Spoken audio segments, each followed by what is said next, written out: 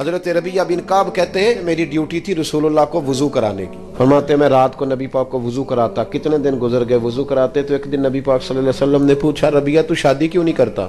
کہتے میں نے کہا یا رسول اللہ میں نہیں چاہتا کہ کوئی کام ایسا کروں جس سے آپ کی خدمت رہ جائے, اور ویسے بھی حضور نہ رنگ روپ ہے, نہ کوئی بڑا قبیلہ ہے, نہ کوئی کاروبار ہے, کون مجھے رشتہ دے گا؟ کہتے ہیں حضور خاموش ہو گئے. دوسرے دن پھر وضو کرایا تو نبی پاک علیہ السلام نے فرمایا ربیعہ شادی کیوں نہیں کرتے؟ میں نے کہا حضور ایک تو میں خدمت سے نہیں رکنا چاہتا, دوسرا نہ کاروبار, نہ کوئی پیسہ, نہ رنگ روپ, کون رشتہ دے گا؟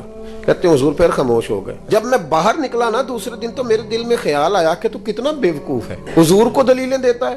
جب نبی پاک کہتے ہیں شادی کیوں نہیں کرتا تو تجھے کہنا چاہیے حضور جیسے دل کرتا ہے کر دے. فرماتے ہیں تیسرے دن میں ارادہ کر کے آیا کہ جیسے حضور نے کہنا میں نے ویسے ہی کر لینا ہے. کہتے ہیں سارا ہی وضو ہو گیا پر نبی پاک نے پوچھا ہی کوئی نہیں. میں پکا پروگرام بنا کے آیا ہوں پر وضو سارا ہی ہو گیا. کہتے ہیں وضو مکمل ہو گیا, میں کھڑا ہوں ہلکا پھلکا قدم اٹھاتا ہوں جانے کے لیے, پر دل ہے کہ سوال ہو ہی جائے لیکن کوئی نہیں ہوتا. فرماتے ہیں جب میں باہر نکلنے لگا نا دروازے کے قریب پہنچا اللہ کے حبیب نے آواز دی. حضور فرمانے لگے ربیعہ شادی کیوں نہیں کرتے؟ میں نے کہا یا رسول اللہ جیسے دل کرتا ہے کر دیں. تو نبی پاک نے فرمایا جا فلانے سردار کے پاس جا, فلانے قبیلے کے فلاں سردار کے پاس, اور اسے کہہ کہ نبی پاک کہتے ہیں اپنی بیٹی کی شادی میرے ساتھ کر دو. حضرت ربیعہ بن کعب کہتے ہیں میں گیا, جا کے پیغام دیا, نہ قبیلہ, نہ مال, نہ دولت, نہ حسن, ایک چیز پکی ہے. فرماتے میں رسول اللہ کا غلام تھا تو ہر وہ کام کرتا تھا جس کا میرے نبی حکم دیتے.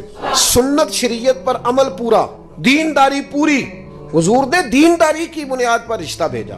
حضرت ربیعہ بن کعب رضی اللہ تعالیٰ عنہ فرماتے ہیں کہ جب ان کے گھر گیا میں نے کہا حضور نے کہا رشتہ دے دو, تو ماں اور باپ بچی کا ایک دوسرے کی طرف دیکھنے لگے, انکار نہیں کیا. باپ کہنے لگا حضور سے جا کے عرض کرنا میں شام کو آؤں گا. کہتے میں باہر نکلنے لگا تو وہ بیٹی پردے کے پیچھے سے بیٹی بولی, کہنے لگی غلام ٹھہر جا. کہتے میں روک گیا تو اپنے ماں باپ سے کہنے لگی ابا جی آپ کو میری فکر ہے نا, اب میری فکر نہ کریں, مجھے میرے نبی کے حوالے کر دیں. حضرت ربیعہ بن کعب کہتے ہیں انہوں نے رشتہ دے دیا. یہ بھی شادی ہے پر طریقہ وہ جو بندے کو اللہ کا محبوب بنا دے. فرماتے ہیں نبی پاک نے حضرت حارثہ بن نعمان کو بلایا تو فرمایا بھی ادھر آ, اس نے اپنی بیوی کو حق مہر دینا تو گٹھلی کے برابر سونے کا بندوبست تو نے کرنا. پھر نبی پاک نے حضرت ابوبکر صدیق کو بلایا اور فرمایا اس کی بیوی کے لیے اور اس کے لیے 2 جوڑوں کا بندوبست کر دے. فرماتے ہیں انہوں نے 2 جوڑوں کا بندوبست کیا تو حضور نے حضرت عثمان غنی سے ایک بکری کا بندوبست کر, میرے ربیعہ نے شادی کرنی ہے. فرماتے ہیں کہ برات ایسے ہی گئی, حضور ساتھ گئے, شادی کر کے میں اسے لے آیا. حضرت عثمان بکری لائے, اسے ذبح کیا, زور کی نماز مسجد نبی میں پڑھی تو حضور نے فرمایا ابھی جتنے نمازی آئے ہو نا چلو آؤ میرے ربیعہ کا ولیمہ کھائیں.